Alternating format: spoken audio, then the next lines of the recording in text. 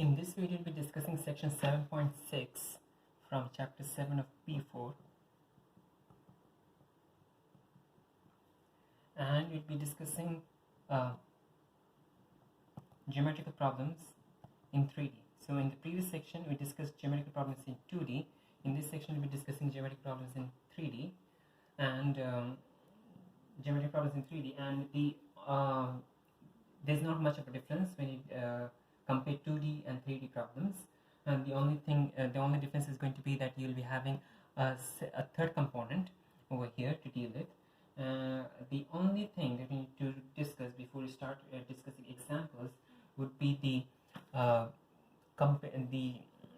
equating vectors rule. So let's say that if you have three vectors A, B, and C, if you have three vectors A, B, and C, and you have PA plus QB plus RC is equal to SA plus TB plus UC, okay, and P is equal to S. In this case, P is equal to S, Q is equal to T, and R is equal to U. Okay, P is equal to S, Q is equal to T, R is equal to U, and this is only true if A, B, and C are non-planar vectors. Okay, A, B, and C are non-planar vectors. Okay, in the 2D case, we had non-parallel vectors. Okay, in the 2D case, we had non-parallel vectors.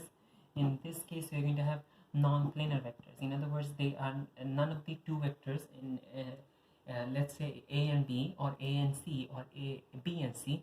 None of the two vectors are lying on the same plane. They are all in different. They're all lying along different planes. Okay, no two of the vectors are sharing the same plane. Okay, so only then is this particular relationship P equals S, Q equals T, and R equals U going to be valid. Now let's consider example.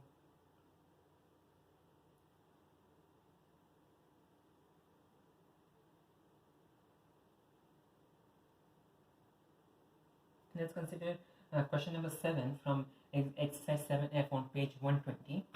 In this example, in this question actually, exercise 7F, question 7, and this question, they have a parallelepiped. Okay. Now, a parallelepiped is going to be a 3D shape, a 3D object.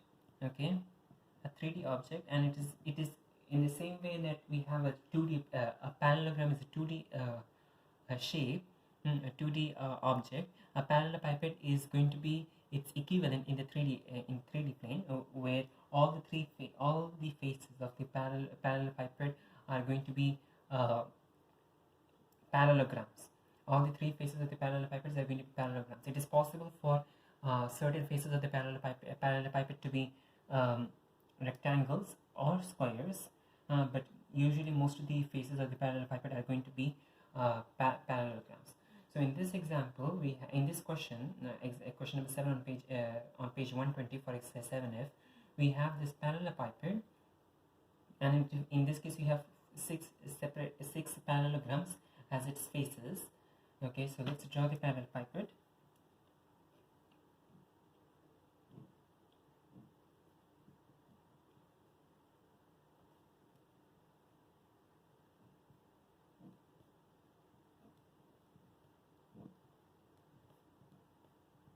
Okay, so we have six parallelograms as its faces, and over here we have OA is given by the vectors OA is given by the vector A, small letter A. OB is given by the small letter B, and OC is given by this small letter C. Okay, so we have A, B, and C, and the other points over here are D, E, F, and G. And the question is asking to prove that the diagonals OF and the diagonals AG are bisecting each other. Diagonals OF and the diagonals AG are bisecting each other. Okay, so diagonals OF and diagonals AG are bisecting each other. So since the diagonals are bisecting each other, it is definitely we can assume that the diagonals are definitely meeting at a certain point, because if they do not meet at a certain point, in that case it is not possible for the diagonals to bisect each other. Okay, so we need to prove again. The question is asking us to prove that OF and AG are bisecting each other.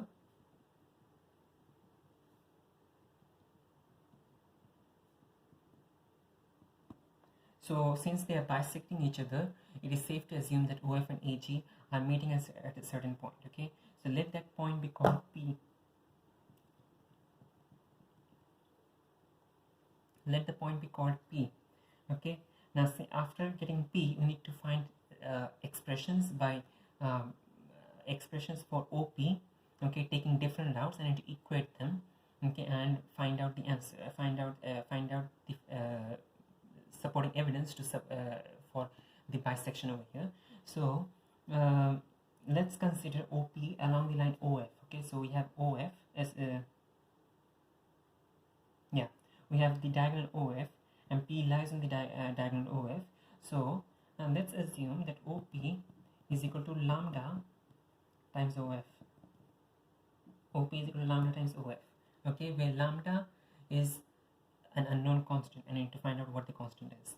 Okay, so OP is equal to lambda times OF, and then we have got let's consider GP is equal to mu times GA. Again, okay, GP is lying along is in the same direction as GA, therefore GP is equal to mu times GA. Now let's find we know the expression for OP. OP is equal to lambda times OF. Let's find an expression for OF in the first place. Okay, OF in let's find an expression for OF in terms of A, B, and C. So let's continue. OF. Let's take a first stop. We are moving for F. So let's take a first stop at A, the second stop at D, and then the third stop at F. So OA is equal to OA. OF is equal to OA plus AD plus DF. Okay, OA is the same as A, so simply copy down A. AD is the same as B, okay, because AD and OB are parallel to each other, therefore this is B. And DF is parallel to OC, okay, DF and OC are parallel to each other, therefore that is going to be C. So now if you substitute this over here in this expression, you get OP is therefore equal to lambda times A plus B plus C. Alright, now once you're done with that, now let's this is the first route. Okay, the first route to OP was simply the direct route, okay, where we took the help of our point OF, okay, and OP is going to be a part of OF, therefore OP is lambda times OF. Okay, now let's move on for the second route. In the second route, let's consider OP, okay, is equal to OG plus GP. OP is equal to OG plus GP. OP is equal to OG plus GP. Now, what is GP in the first place? Let's talk about GP. Okay, GP is going to be equal to mu times GA. GP is equal to mu times GA. Now, do you know what GA is? We do not know what GA is, so let's try to find out what GA is. Okay, GA, we're going to take several stops along our way. So let's take from G to A. Let's take a first stop at C, the third stop at A, second stop at E, and then the final stop at A. So G, C plus CE plus EA. Okay, now notice GC plus CE plus EA. GC and OB are both parallel to each other, but they're in opposite directions. Okay, so OB is moving from O to B, and it is the small vector positive B. So GC, since it is in the opposite direction, it is going to be minus B. What about CE then? Okay,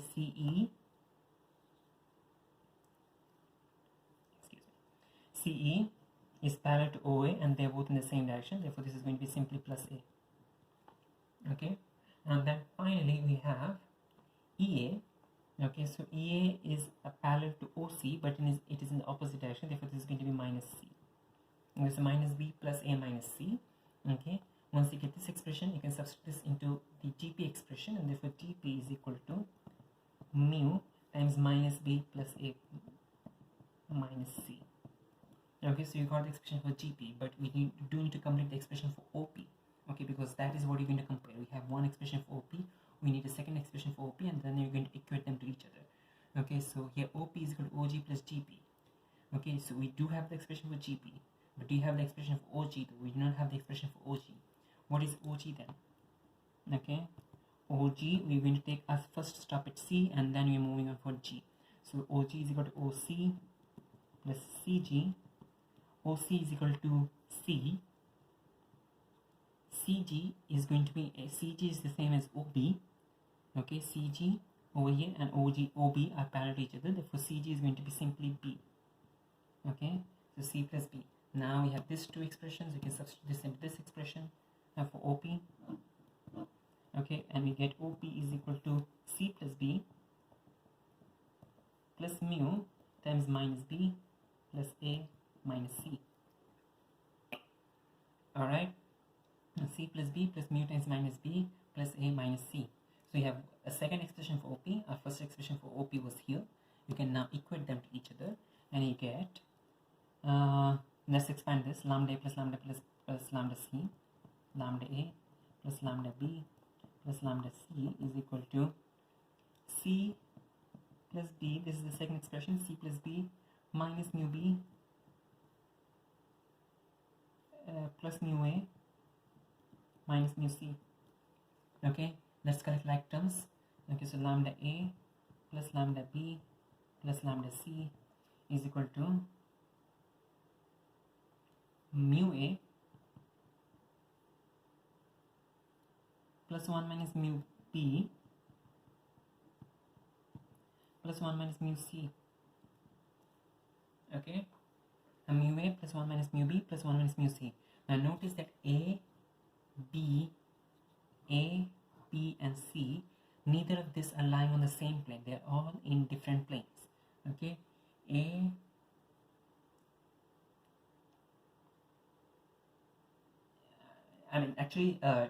two of them are lying on the same plane. So A and B are lying on the same plane, and B and C are lying on the same plane. A and C are lying on the same plane, but all three of them are actually not lying on the same plane. Okay, so A, B, and C, okay, are overall the three vectors are not lying on the same plane. Okay, so over here also that's what he meant by the non-planar thing. Okay, A and B can lie in the same plane, but A, B, and C overall cannot lie in the same plane. All three of them cannot lie in the same plane. B and C can lie in the same plane, but A, B, and C cannot lie in the same plane. A and C can lie in the same plane, but A, B, and C cannot lie in the same plane. So over here A, B are lying in the same plane, but all three of them are not lying in the same plane. So since all three of them are not lying in the same plane, okay, and none of them are parallel to each other either, okay, none of the vectors are parallel, and all three of them are not are non-planar. These are non-planar vectors. As a result, we can simply equate the coefficients with each other. So we get lambda is equal to mu. From A we get lambda equals mu.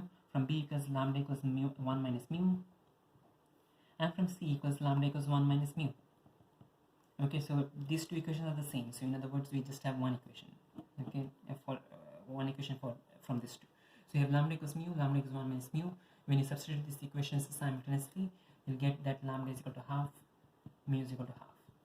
Okay, so lambda equals half, mu equals half means, okay, OP is equal to half times OF, and GP is equal to half times GA. Okay, so OP is equal to half times OF. Okay, OP is half times the entire diagonal OF, and GP is equal to half times GA. Okay, or GP is half times the entire diagonal GA. In other words, P is the midpoint for both GA and OF, and therefore the two diagonals are bisecting each other. Alright, now let's consider another example. In example 23,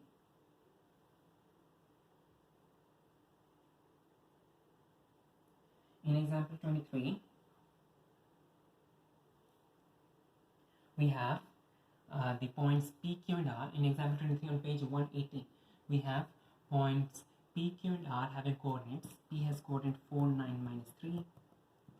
Okay, Q has coordinates 7, minus 7, minus 7, and R has coordinates 8, minus 2 minus 0, and we are asked to find the coordinates of P, okay, such that PQRS is a parallelogram. Okay, PQRS is a parallelogram. Okay, so PQR is given to us. We need to find out what S is such that PQRS is a parallelogram. Now notice that we have PQ and R having three coordinates to each other. Okay, and usually when you have two D coordinates x and y, we can usually easily plot them on a 2D plane. Okay, because we can easily draw an x-axis and a y-axis. Okay, and then plot our points over there. Okay, over here, since you have 3D coordinates, three components for each of the coordinates for each of these points. Okay, it is usually difficult, okay, to try to visualize this in a 3D coordinate space. But even then, okay, our aim is not to actually imagine it. Our aim is to just solve the problem. So we can actually even then draw a diagram. So let's consider we have a parallelogram. We have a parallelogram, okay, which has got two sets of parallel sides. Okay, two opposite pairs of opposite parallel sides, and we have got PQ, R, and S.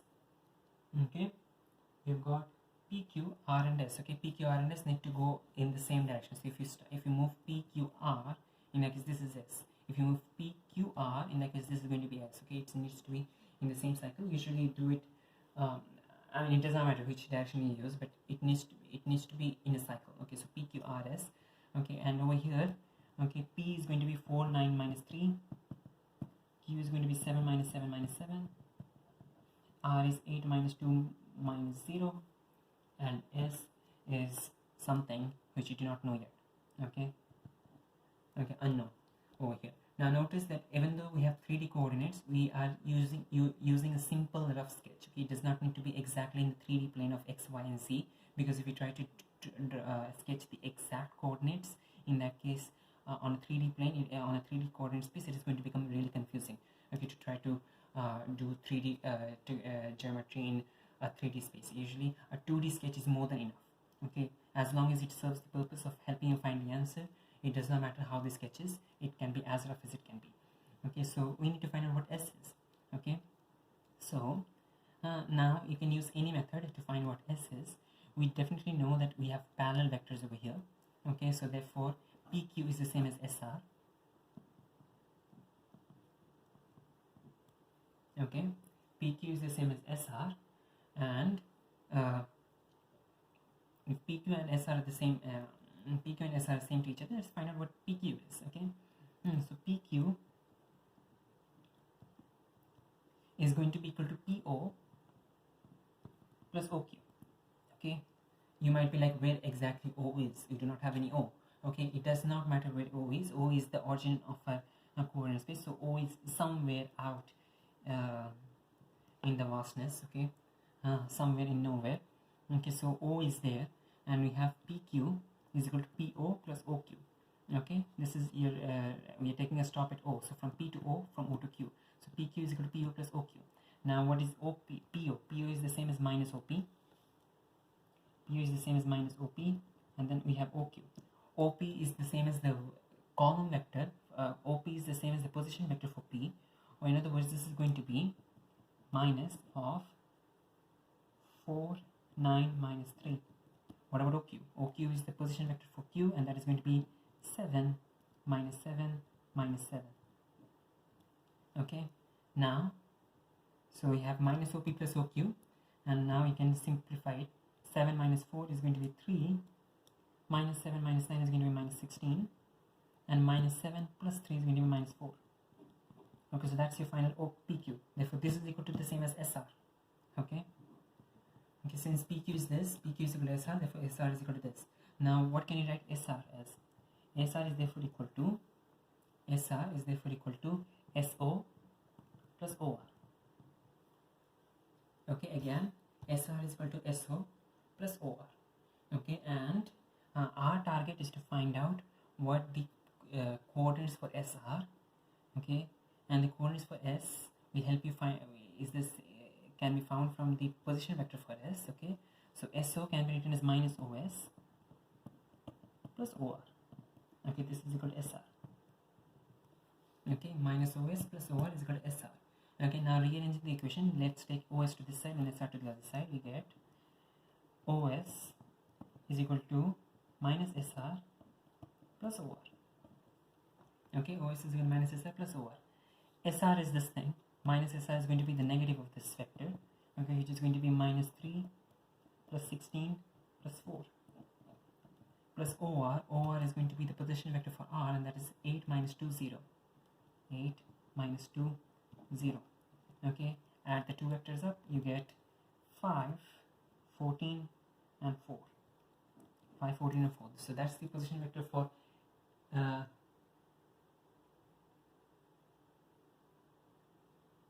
give me a second.